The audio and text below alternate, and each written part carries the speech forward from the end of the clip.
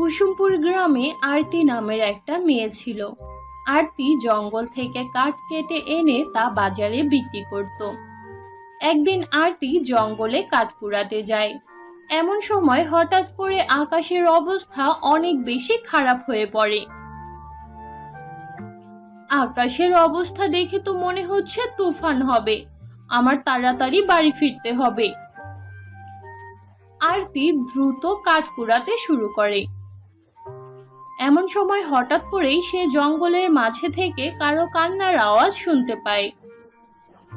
বাঁচাও, বাঁচাও, কেউ আমাকে বাঁচাও, কেউ তো আমাকে সাহায্য করো।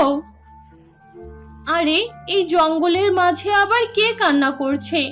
দেখি তো, একটু সামনের দিকে এগিয়ে গিয়ে কেউ হয়তো খুব বিপদে পড়েছে। বন্ধুরা, তোমরা তোমাদের নাম কমেন্ট বক্সে কমেন্ট করে জানাও, কারণ তোমাদের নাম দিয়েই তৈরি হবে আমাদের পরবর্তী কার্টুন ভিডিও। ইতিমধ্যে আমরা অনেকের নামে কার্টুন ভিডিও তৈরি করেছি, তোমাদের নামেও করতে চাই, তাই তোমরা তোমাদের নামটি কমেন্ট বক্সে কমেন্ট করে জানাও। আর তোমরা যদি আমাদের চ্যানেলে নতুন হয়ে থাকো তাহলে আমাদের চ্যানেলটি সাবস্ক্রাইব করে পাশে থাকা বেল নোটিফিকেশন অন করে দাও। আরতি সামনের দিকে এগিয়ে যায়, আর সেখানে যাওয়ার পর সে দেখতে পায় একটা বৃদ্ধ মহিলা ঝাড়ের মাঝে ফেঁসে গিয়েছে। আরতি সেই মহিলার সাহায্য করে। বুড়ি আম্মা, আপনি কোনো চিন্তা করবেন না, আমি এক্ষুনি আপনাকে বাইরে বের করে আনছি। কিছুক্ষণের মধ্যেই আরতি সেই বৃদ্ধ মহিলাকে বাইরে বের করে আনে। বেটি, তুমি খুব ভালো, তুমি আমাকে সাহায্য করেছো। আজকাল তো কেউ কোনো স্বার্থ ছাড়া কাউকেই সাহায্য করে না, কারো বিপদেই এগিয়ে আসে না। কিন্তু আম্মা, আমার দাদি আমাকে সব সময় বলে, অসহায় কারো সাহায্য করলে উপরওয়ালা খুশি হয়, তাই আমি সব সময় অসহায় ব্যক্তিদের সাহায্য করার চেষ্টা করি। আরতির এমন কথা শুনে বৃদ্ধ মহিলা অনেক খুশি হয়, আর সে হাসতে হাসতে একটা পরীর রূপে রূপান্তরিত হয়। আরে আরে, আপনি তো একজন পরী। হ্যাঁ আরতি, আমি এই জঙ্গলের পরী। আমি সব সময় ভালো মানুষদের সাহায্য করি, আর তোমাকে দেখে মনে হচ্ছে তুমি খুবই ভালো মনের একজন মানুষ। এইটুকু বলে পরী তার জাদুর লাঠি ঘোরায়, আর সেখানে খুব সুন্দর দুইটা রাস্তা তৈরি করে। সেই রাস্তার অর্ধেক অংশ সোনার ছিল, আর অর্ধেক অংশ রূপার ছিল। সম্পূর্ণ রাস্তা সূর্যের আলোয় চকচক করছিল। আরে পরী, এটা আবার কেমন রাস্তা?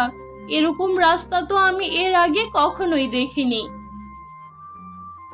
আরতি, এটা হচ্ছে পরীলোকের জাদুর রাস্তা। এই রাস্তা দিয়ে কেবলমাত্র সেই সব ব্যক্তিরাই হেঁটে যেতে পারে যাদের হৃদয় পরিষ্কার। আরতি, এখন তোমাকে এই রাস্তা দিয়ে হেঁটে যেতে হবে। এই রাস্তার শেষ প্রান্তে জাদুর খাজানা রাখা আছে। তুমি যদি এই রাস্তা শেষ করে রাস্তার শেষ প্রান্তে পৌঁছাতে পারো তাহলেই তুমি ওই খাজানা পাবে। তবে একটা কথা মনে রেখো, এই রাস্তা দিয়ে হাঁটার সময় তোমার মধ্যে বিন্দু মাত্র লোভ আসা যাবে না। যদি তোমাকে লোভ গ্রাস করে বসে তাহলে তুমি বিপদে পড়বে, তাই খুব সাবধানে এই রাস্তা দিয়ে যেতে হবে। এখন যাও আরতি। আরতি পরীকে ধন্যবাদ জানিয়ে সেই রাস্তার উপর দিয়ে হাঁটতে শুরু করে। কিছুটা দূরে এগিয়ে যাওয়ার পর আরতি একটা আহত খরগোশকে দেখতে পায়। আরতি ওই খরগোশের সাহায্য করে। খরগোশ, তুমি কোনো চিন্তা করো না, আমি এক্ষুনি তোমার ক্ষত স্থান পরিষ্কার করে দিচ্ছি, আর এই ক্ষত স্থানে ওই গাছের জড়িবুটি লাগিয়ে দিচ্ছি। দেখবে কিছুক্ষণের মধ্যেই তুমি সুস্থ হয়ে উঠবে। এইটুকু বলে আরতি আবার হাঁটতে শুরু করে। আরো কিছুটা দূরে হাঁটার পর সে একটা সোনার বাক্স দেখতে পায়।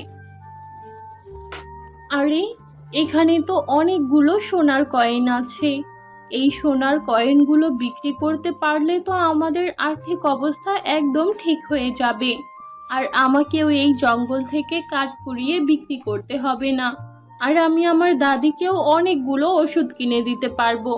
এতে করে সেও অনেকটা সুস্থ হয়ে উঠবে। উম আচ্ছা থাক, দাদি বলে পরিশ্রমই সফলতার চাবিকাঠি।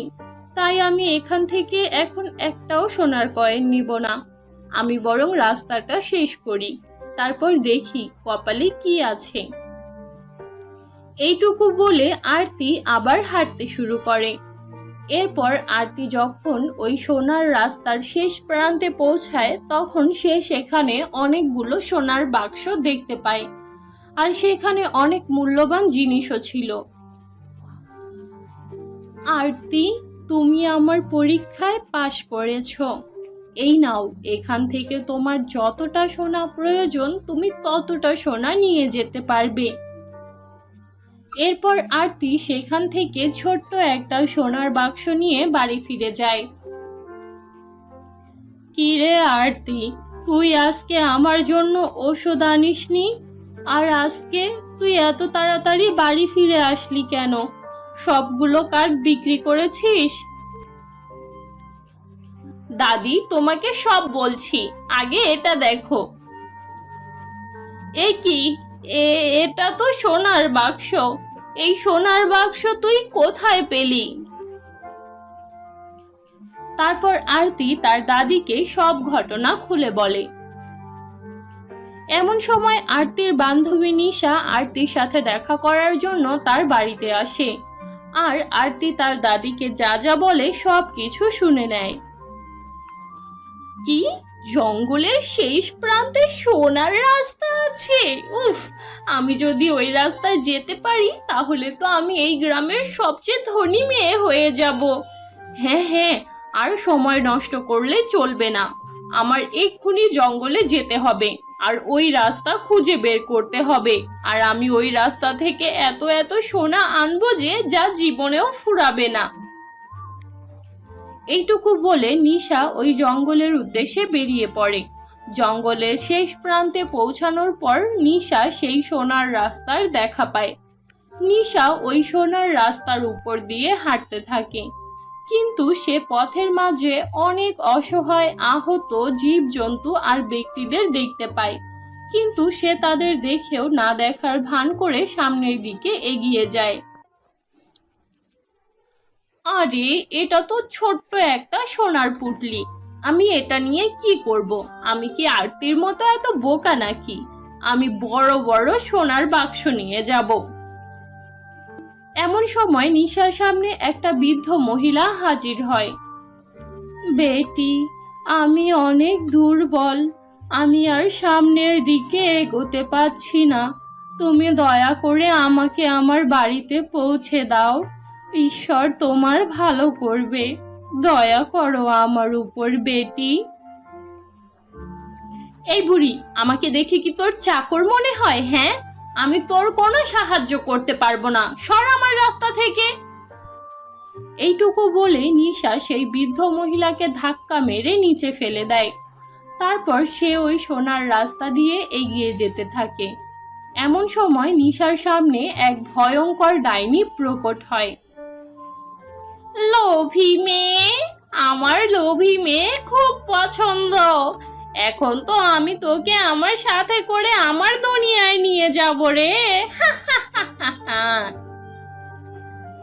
না না, আমি তোমার সাথে কোথাও যাব না। তোকে আমার সাথে যেতেই হবে, কারণ তুই লোভী। আর লোভী মানুষদের জন্য এই রাস্তা না, এই রাস্তা কেবলমাত্র সৎ লোকেদের জন্য।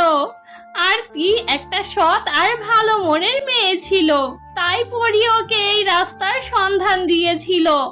কিন্তু তুই তো অসৎ আর লোভী, তুই এই রাস্তায় এসেছিস, এখন তো তোকে আমার সাথে যেতেই হবে। আমি তোকে আমার দুনিয়াতে নিয়ে গিয়ে আমার মতো করে দেব। এইটুকু বলে ডাইনি নিশাকে তার সাথে করে তার দুনিয়ায় নিয়ে যায়। আর নিশা সারা জীবনের জন্য ওই ডাইনির কাছে আটকা পড়ে যায়। তো বন্ধুরা, এই ছিল আমাদের আজকের গল্প।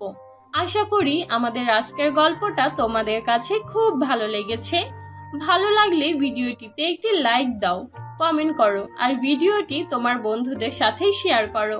তো দেখা হচ্ছে পরবর্তী ভিডিওতে, ততক্ষণ পর্যন্ত আল্লাহ হাফেজ।